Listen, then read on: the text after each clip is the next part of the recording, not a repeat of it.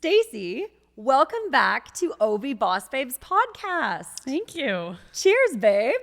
Appreciate it.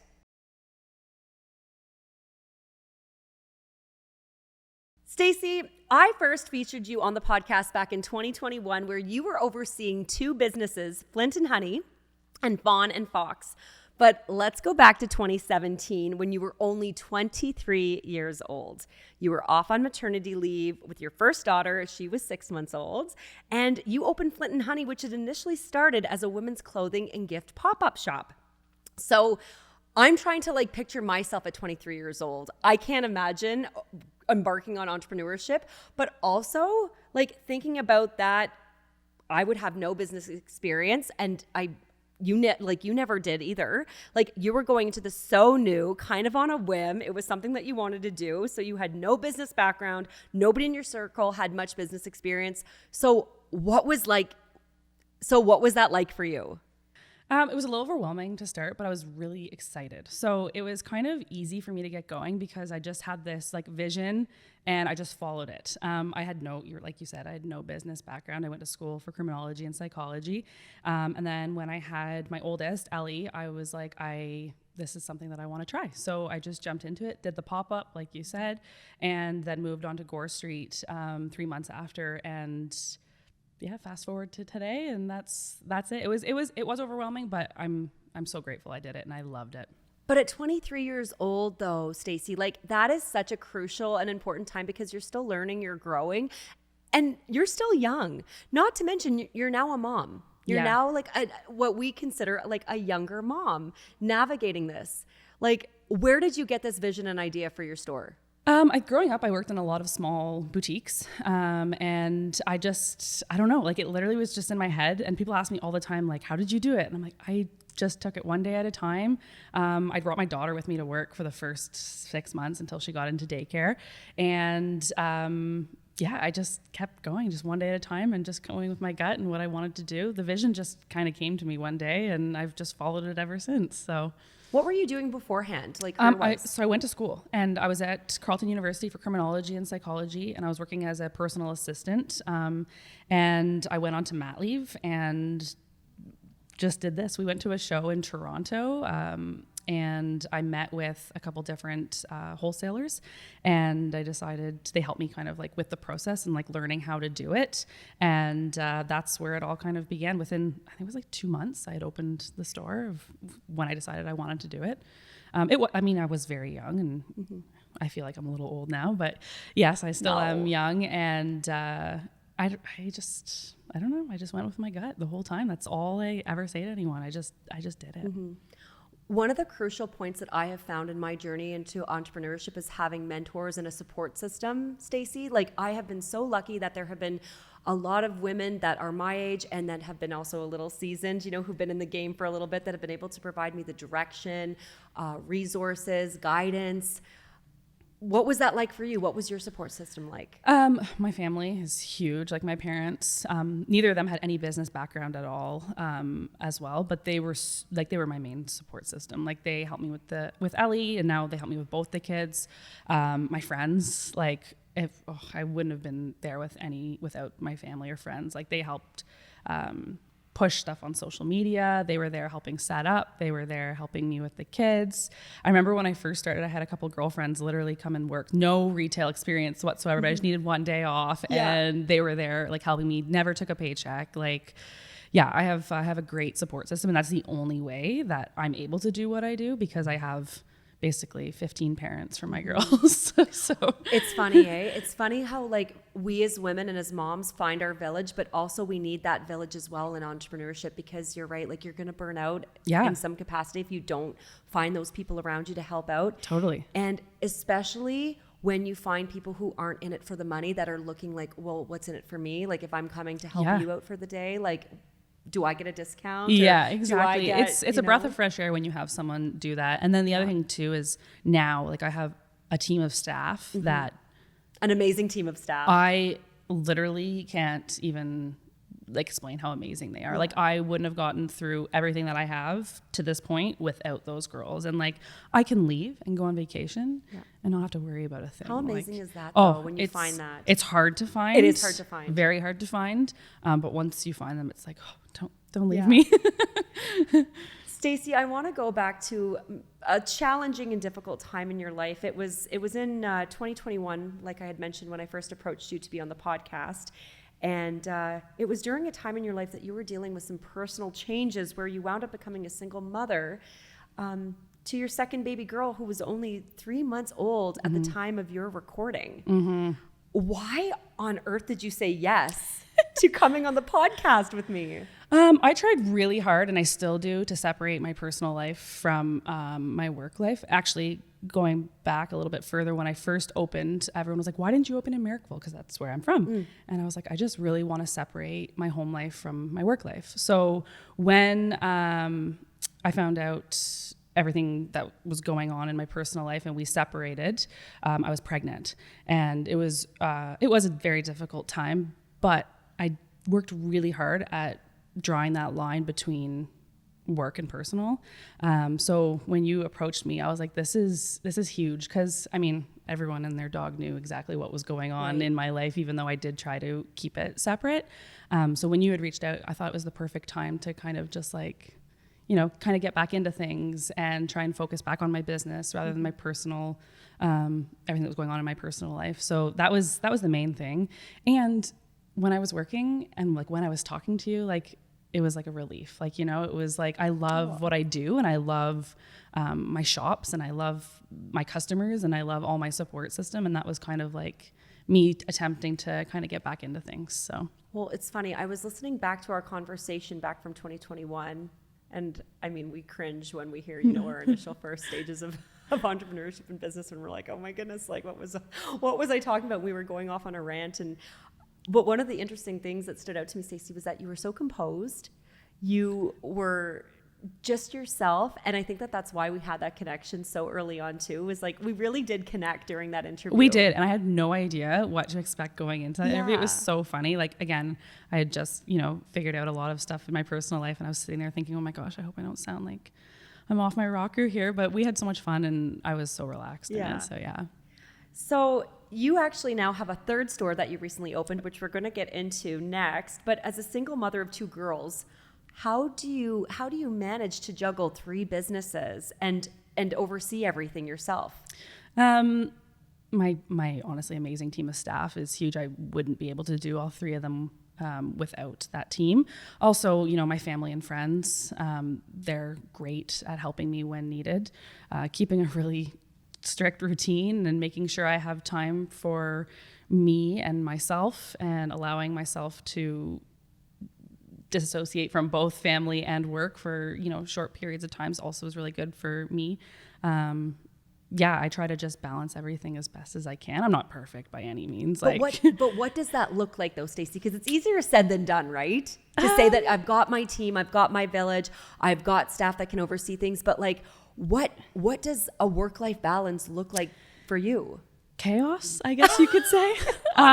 You can ask actually like the girls that work for me, like whenever I hire someone new, I'm like, welcome to my chaos. You're going to see inside of my life a little bit. And I don't really know what it looks like. I go to work. I wake up, I send Ellie to school on the bus.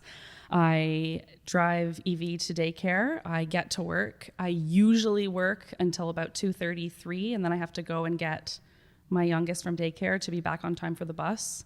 Once a week, my mom gets Ellie off the bus for me. I do emails at night, and I just try to balance it all as best as I can. Yeah. You're coasting. Yeah, basically. You're coasting. Yeah, and living off of coffee and all the things. Coffee, Red Bull, you name it. Now, Stacey, let's really kind of hone in a little bit of what you all just like provided to me here about all of your years. So 23 years old, single mom, life changes with relationships and what that looked like for yourself, which you probably thought like, this is not how I ever pictured my life, doing this by myself. 3 businesses, a pandemic. If you had like a crystal ball and you had seen everything that was going to pan out for you, but yet you still wound up where you are today, would you have done it all? Yes and no. There would have been things I would have done differently, for sure. Flint Honey and Fawn Fox, I hands down would have done those over and over and over again. Those are my babies. Dawn and Dusk, which is my newest venture, which I opened up just under a year ago. Not sure I would have done that one. That one's giving me a run for my money. I'm not going to lie. It's extremely slow. The economy right now is, plummeting quickly and it's very evident. So Dawn and Dusk is a self-care based store. So I carry a lot of yoga wear, journals, body products, candles, that kind of thing. And I just find people aren't spending the money on that. If I had a crystal ball, I might have opened it during COVID. During the pandemic, because at that point that was very trendy and people were really into self-care. Now I was just saying to the girls before, you go to the grocery store and you get 5 bags of groceries and you're spending $300. Yeah. Who has time to go and buy a $15 face mask and a $30 candle? Like, not many people have the extra funds to do that now. So yes, I would do a lot of it over again. Might have done it differently. Might have done some things, at a different time point, but yeah. So now we know a little bit more about Dawn and Dusk, but differentiate between the other two businesses. So for those who haven't tuned into that first yes, episode. So Flint and Honey is women's clothing and accessories. We have like some gift stuff there as well. Lots of different lines, some Canadian lines like Blondie Apparel, which I'm sure most people have heard about at this point. Gentle Fawn, Z Supply, that kind of stuff. Then at Fawn Fox, it's a children's store. So we have a little bit of maternity there. We've got lots of great gifts. We've got lots of great clothing lines. Baby all the way up to 10, 12 is generally what I have. I have a little bit more for bigger, but not as much as the baby and toddler sizes. And then Dawn and Dusk is what I'd say is more self-care focused. So, and they're all kind of side by side. So it kind of makes it easy for me to jump back and forth in my world of chaos. So... So Stacey, opening 3 boutiques requires inventory. So you need clothing, you need baby items, you need self-care products, but you also need to have the financial capacity to purchase quick turnaround inventory. So again, going back to 23 years old, I was winning contests in order to make money and sell tickets, from different concerts and things, so that I could make money to, go to the bar on the weekend or to go out for dinner with my girlfriends. You at 23 were not probably doing the same thing as I was.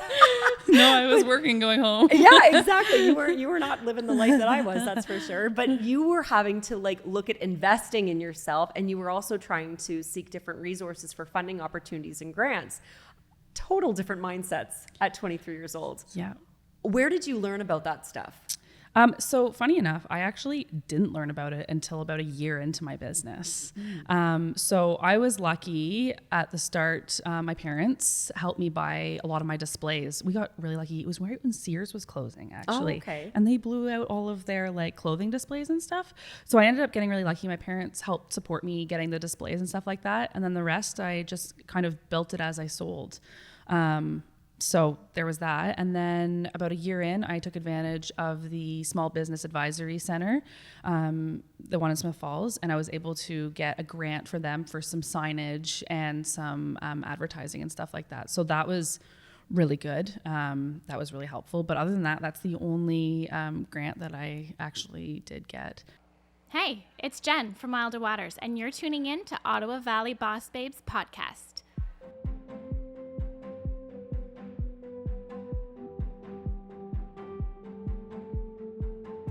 Our thoughtfully curated one-day surprise road trips will have you exploring dreamy destinations around the Ottawa area and beyond. Your journey arrives beautifully packaged with all the details for your day. All you need to do is gather your favorite people, start the car, and get ready to create memories that will last a lifetime. I know you're going to love it.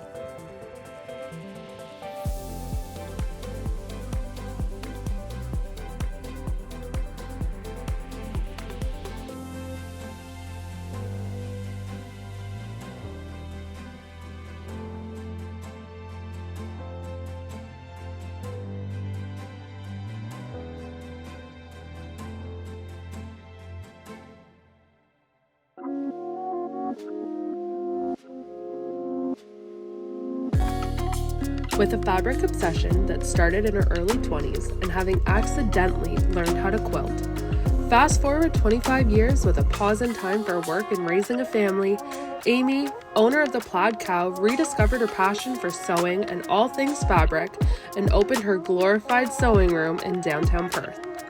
Here you can find a beautiful selection of hand-sewn scarves, bags, pouches, pillowcases, accessories, and so much more. If you haven't already, you can visit Amy and the Plaid Cow at her downtown Perth location, or you can visit her online shop at www.theplaidcow.ca. Are you thinking about starting a small business? Need help with questions on your existing business? Are you starting a business in the Lanark County, Smiths Falls, or the north portion of Leeds and Grenville, Merrickville, Rideau Lakes, Westport, or Upper Elizabethtown, Kittley? Then check out the Small Business Advisory Center, a free business information source designed to point entrepreneurs in the right direction, whether they are just starting out or growing their business. Access their services, whether it be attending one of their free virtual workshops, business advisory one-on-one meetings, grants, and other opportunities. Visit smallbizcenter.cae or call 613-283-0062 to get started today.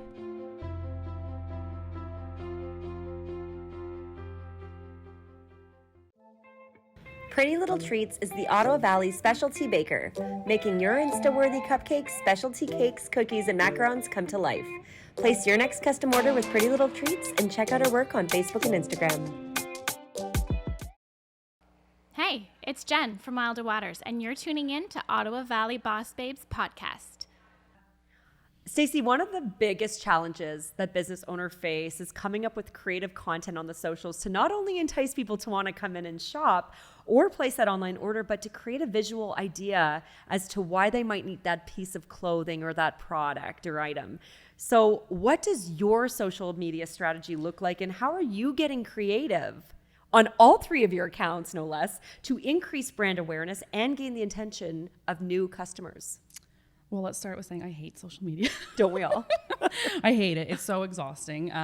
I just try really hard to be posting regularly. We kind of slacked a bit this summer, and we noticed it actually. You can definitely see when you're not posting the difference in people coming into the store and the online sales.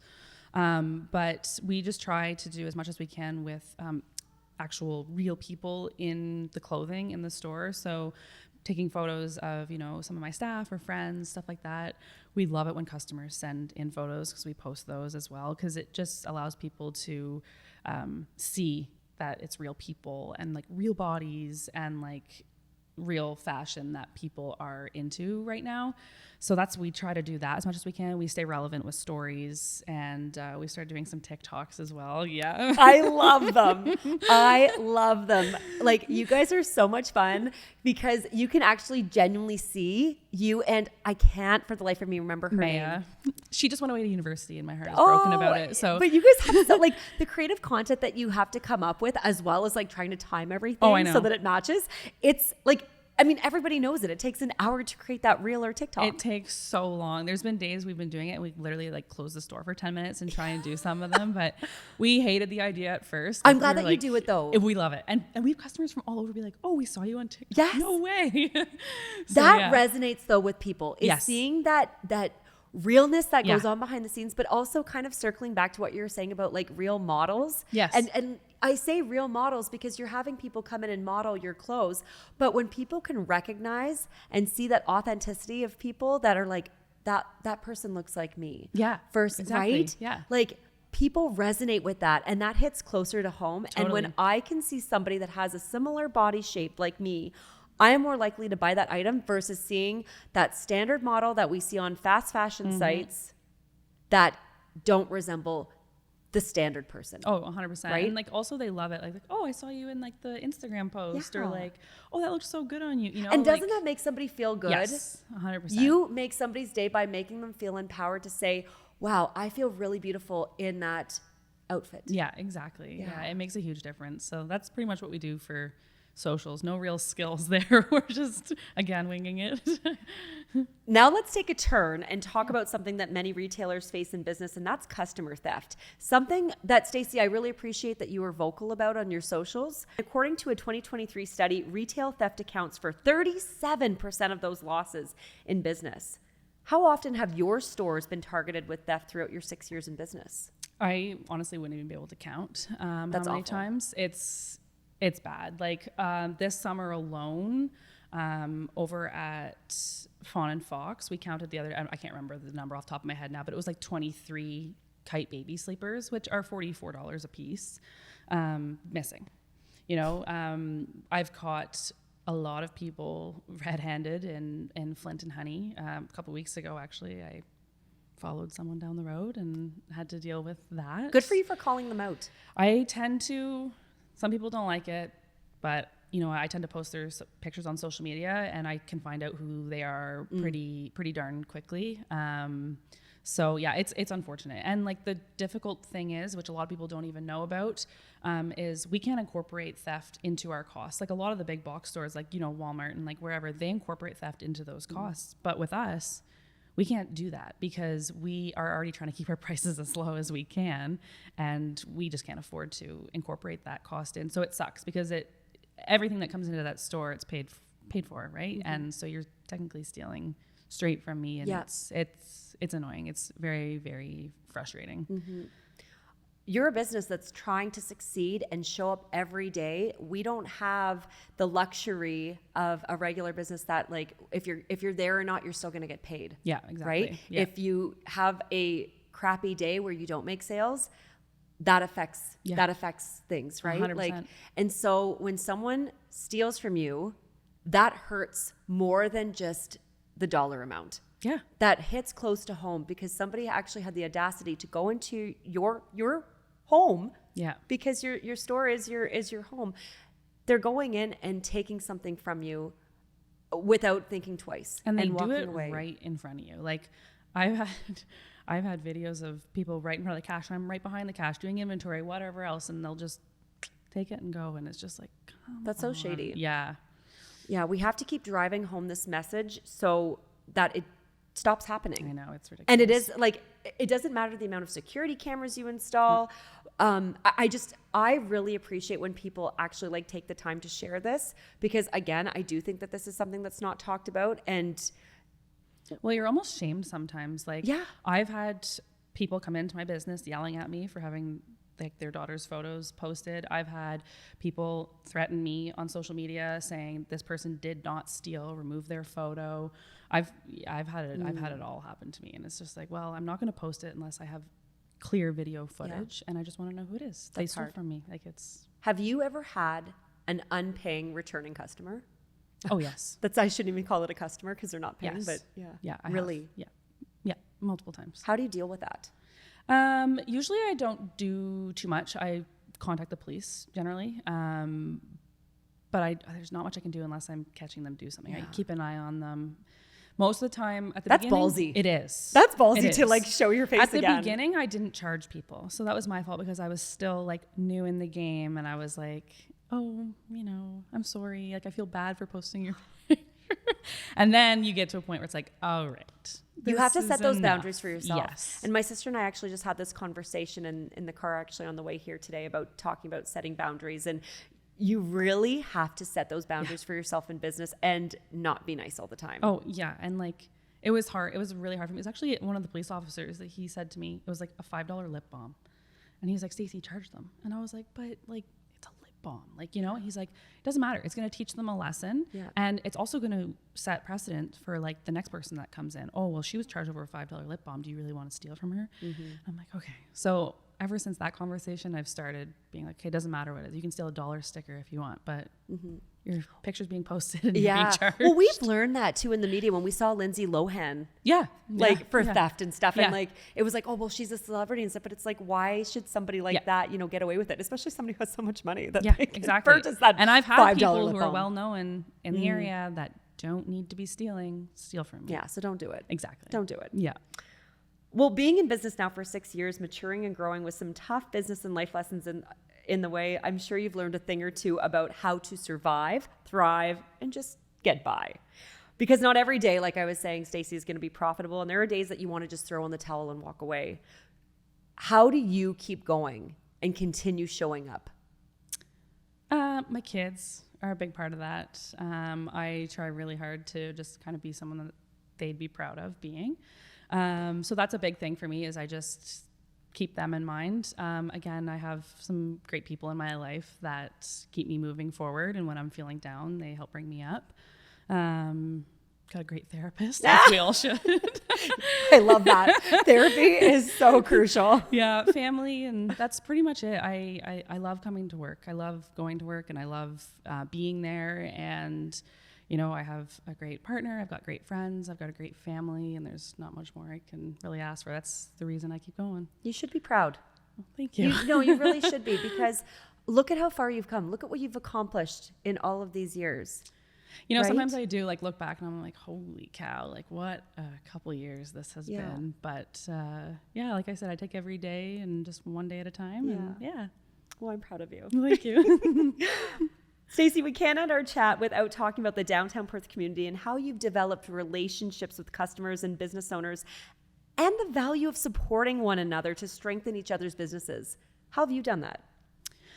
I try to partake in everything that the town of Perth does. That's like my biggest thing. Like I love to support all the businesses. My family, like they come down every Christmas and they shop at all the stores for Christmas. Like I just try really hard to support everyone as much as I can, through social media, through shopping, through even just, you know, recommendations, sending customers there. And yeah, that's pretty much how I try to, you know, make a little bit of an impact and support other local entrepreneurs and keep customers happy and keep them coming back. So yeah. Who are some of like your main mentors and supporters within the Perth community, especially downtown? Like who do you go to like vent or shop from? Or there's so many. Yeah. Oh my gosh. I know there's it's hard. So many. Like I think on like the first podcast I said like Julie from Red Brick Emporium. Yes. There's a great business beside me. James Gallant is the chef there, and oh my God, he's a babe too. Like he's a boss babe, and he is so good. Yeah. There's so many. I think I brought up too, like Wick Witch from Merrickville. Like they are close friends of mine, and like I honestly have looked up to them forever.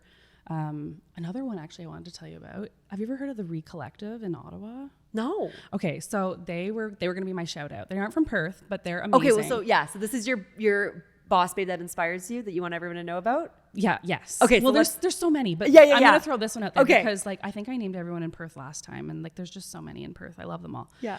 But okay, so Carla and Kelly, they own the Recollective on Wellington West in Ottawa, and you need to reach out to them because they're amazing. So they own, it's a consignment store, but it's like designer finds, and they're the sweetest girls. One of them's really pregnant right now, and she's so cute. I was just in there, and I'm like, "You're gonna be me here soon." Like, she's great, and their stuff is amazing, and they've expanded a lot too. Like, they moved to Wellington West a year or two ago, but they had like a cute little pop-up shop before. Anyways, yeah, they were like the one I was thinking about when we were talking about. How did you discover them?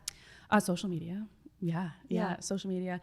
I had some like stuff that I wanted to like get rid of as well, and I was like, I don't know where to go, so I like was looking it up, and I found them on social media. And then I believe it was Kelly that she lived closer to me, and so she would even bring stuff to her house for me to pick up, and just the sweetest girls. So anyways, they've expanded a lot in the last couple of years, so that's someone that I thought I would do a little shout on. But there's so many. Like there are. There's I know so many. Like every business in Perth is like amazing. Like I was talking to your sister earlier about Carrie from Fashion Envy, and there's so many. I can't even. The Perth community is so amazing. Everybody is so supportive and lovely. And what I find in every community too is that they're all women. Yeah. The majority of them are women owned. And so like it's just so empowering to be able to like walk into a space, into a downtown core area, and just see the magic that women have created and the vibrant communities that they've built. Yeah, Perth it's cool. Perth is great. I'm trying to think. I think James is like, I'm probably wrong here. I'm probably missing someone, and I apologize. But James, like the guy beside me, Gather Restaurant, him and his wife own it there, and he's like one of the few like male presences in the area. That's so cool. Yeah. So, yeah, they stand out that way. Yeah.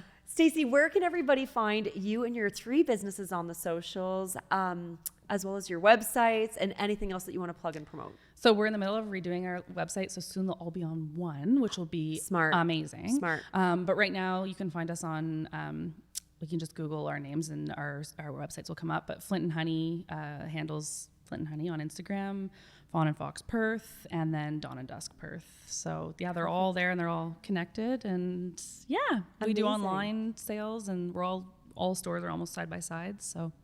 Perfect. Well, Stacey, thank you so much again for being a part of OB Boss Babes, as well as like our 3rd anniversary celebration. I appreciate you so much. I'm always watching from afar, cheerleading you on, supporting you. And so, babe, awesome. Cheers to you. Thanks, Holly.